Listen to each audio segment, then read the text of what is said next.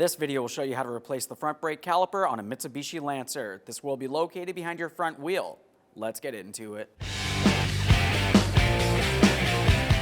Okay friend, let's get started on our job. Safely raise and support the front of the vehicle so the wheel's off the ground. Now once you've done that, you're going to remove all 5 of your 21mm lug nuts so we can get the wheel off of here.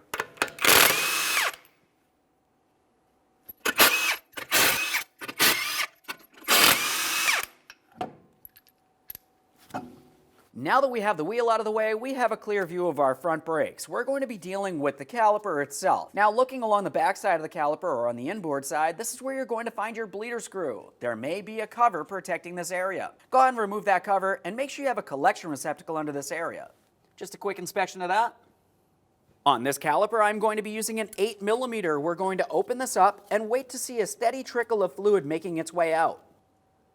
Now that I can see fluid making its way out of here, I'm sure I do not have an issue with the bleeder screw. We're going to leave this open temporarily, make our way into the passenger compartment, and press the brake pedal down to the floor, and you can hold it there with something such as a pry bar if necessary. A quick note about this, the entire time you have that brake pedal pressed down, your brake lights are going to be on, which could potentially draw down your battery voltage. Just keep that in mind as we continue on.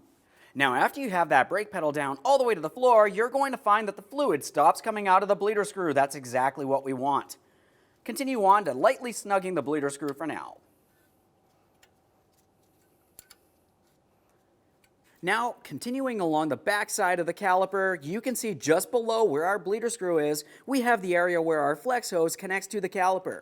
There's a 14mm headed banjo bolt holding this in place. We'll start removing it. We have our collection receptacle under here. Fluid will make its way out.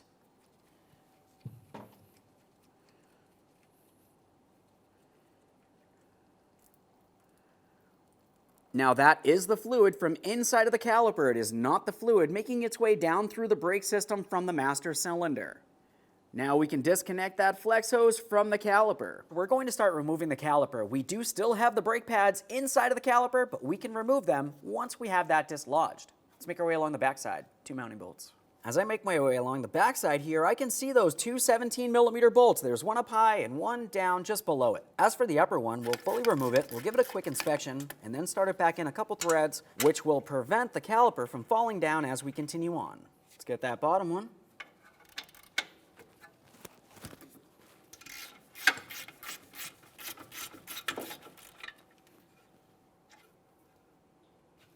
Now we're holding onto the caliper. We can pivot it around to remove that mounting bolt up along the top. As we continue on removing the caliper from the area, be aware of your rotor and the brake pads. We don't want to get any brake fluid on either of these areas. Now we can get this caliper over to the bench so we can remove our brake pads.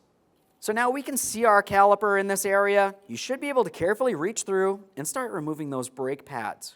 Once again, we're being extremely aware, making sure we do not get anything on the friction material, whether it's a lubricant or brake fluid. After a quick inspection of those brake pads to confirm they are still reusable, we can set them aside. There it is, friend. It's time to prepare the brand new caliper for installation.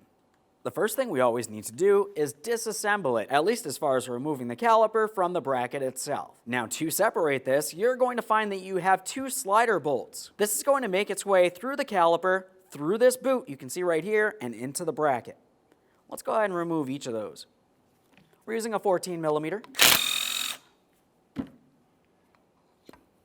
As you start your disassembly, I like to remove that assembly lubricant and add high temperature caliper lubricant. So we'll just give this a quick wipe and set it aside. I've got my other slider bolt here. Now that I have that out of place, let's pay attention all the way down at the very end.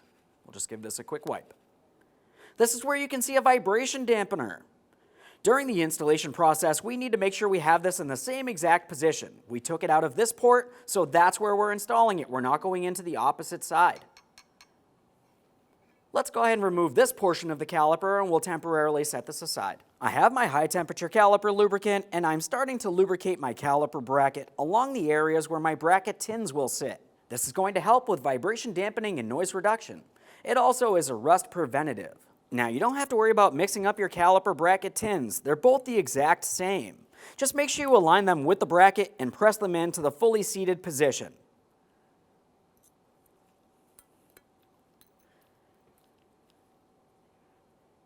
Now we're back to this portion of the caliper. As far as this portion of the caliper, we're going to focus on lubricating the caliper piston itself and along the backside of each of these two ears.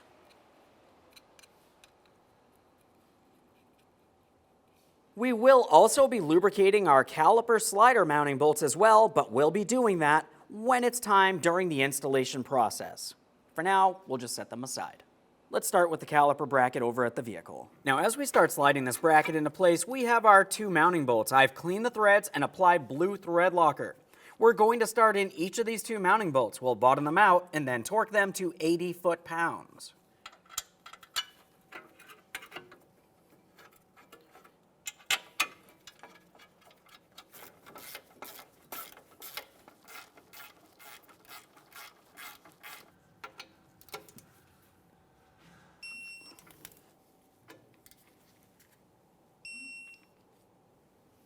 Double check to confirm that's secured. We'll continue on with our brake pads next.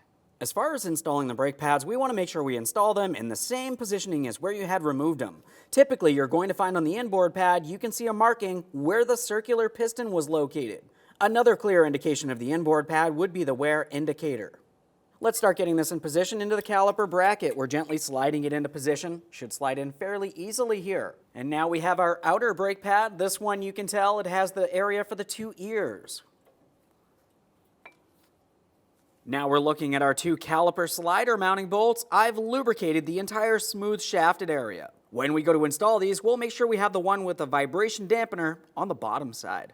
We have our pre-lubricated caliper. We're just going to take that and slide it right into position over our caliper bracket. We have our lubricated slider mounting bolts. Let's go ahead and slide that right in there. We'll start it in by hand, but leave it loose. Now down along the bottom here, I can see that my boot is dislodged. That's very simple to fix. Just go ahead and tilt that caliper as necessary. Lubricated slider pin with our vibration dampener along the bottom as I mentioned. Start it in, snug it up. The torque for these is going to be 36 foot-pounds.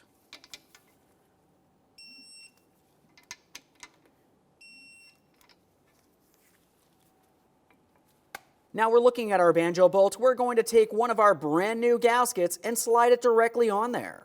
We'll continue on taking that banjo bolt and we're going to slide it straight on through our brake flex hose.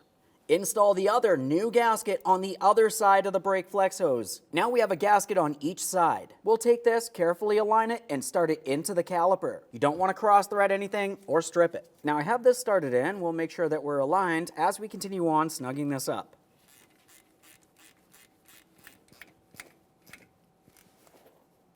Okay, right there's bottomed out. These gaskets actually need to be gently compressed, so we're going to have to continue tightening this just a little bit further, compressing each one of the two gaskets, preventing any brake fluid leak. There we are, now that's bottomed out. Now that we have this attached and secured, let's continue on to making our way into the passenger compartment. We're going to remove pressure from that brake pedal. Now we're back in the wheel well area here and we're focusing along the backside of the caliper at our bleeder screw. We're going to open up this bleeder screw. We still have our collection receptacle under here. Now we'll be using our wrench to open up our bleeder screw. We need to wait for a steady trickle of fluid making its way out of here. This is a gravity bleed.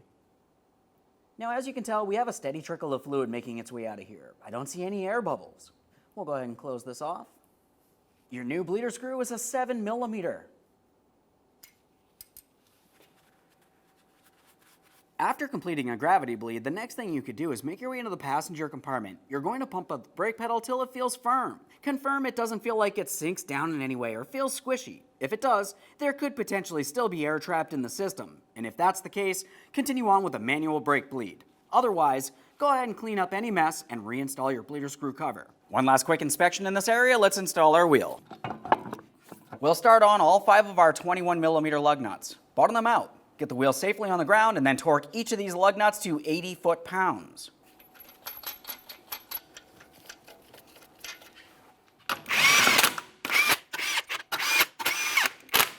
The wheel safely on the ground, we're torquing these to that 80 foot-pounds in a crisscross manner.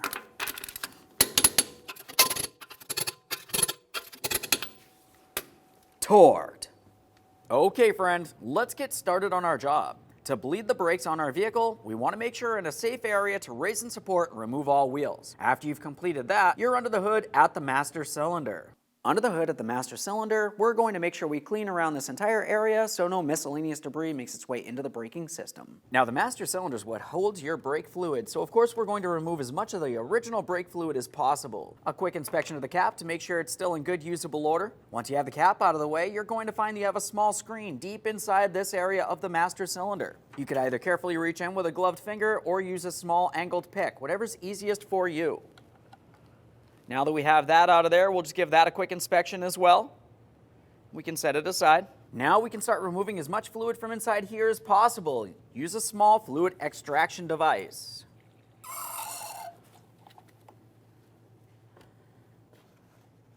Once you've removed as much fluid as possible from inside of the master cylinder reservoir, go ahead and reinstall your protective screen and top off the master cylinder with your clean .3 brake fluid.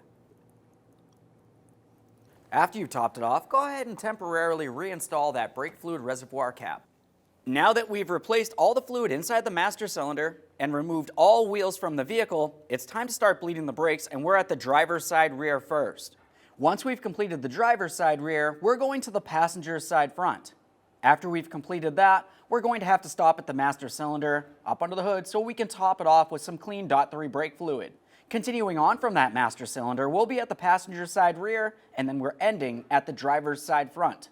To do this bleed process, it's going to be easiest if you have a second person inside of the vehicle. That second person is going to pump up the brake pedal for us approximately 3 to 5 times and hold it. When they're holding, they're going to let us know, and I'm going to open up my bleeder screw. We know we need an 8mm for our rear bleeder screws here. Go ahead and remove any bleeder screw cover. Go ahead and pump up the brake pedal for me.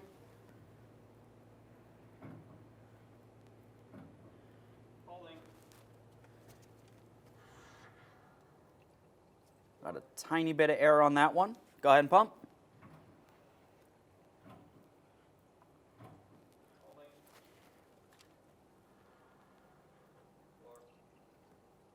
Okay, I can tell that I have only clean brake fluid making its way out. The air that I can see in the hose is the air that's just trapped in the hose itself. I'm going to continue on to removing this. We'll clean our mess and reinstall our bleeder screw cover.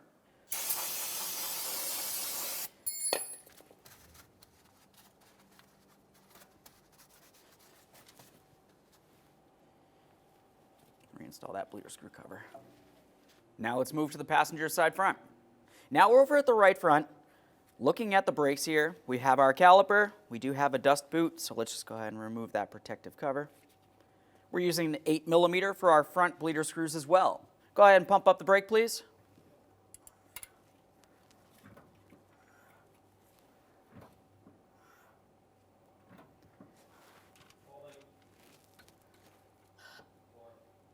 Go ahead and pump.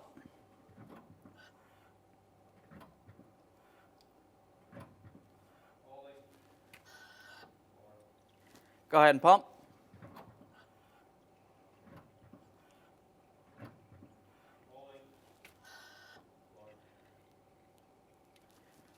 Okay, so we have clean new brake fluid coming from the right front as well.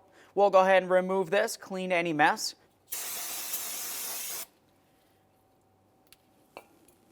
After that, you need to make your way up to the master cylinder. You want to make sure you top it off with that clean .3 brake fluid. Now that we finished those two wheels, we're back at the master cylinder. We're going to top it off with our clean .3 brake fluid.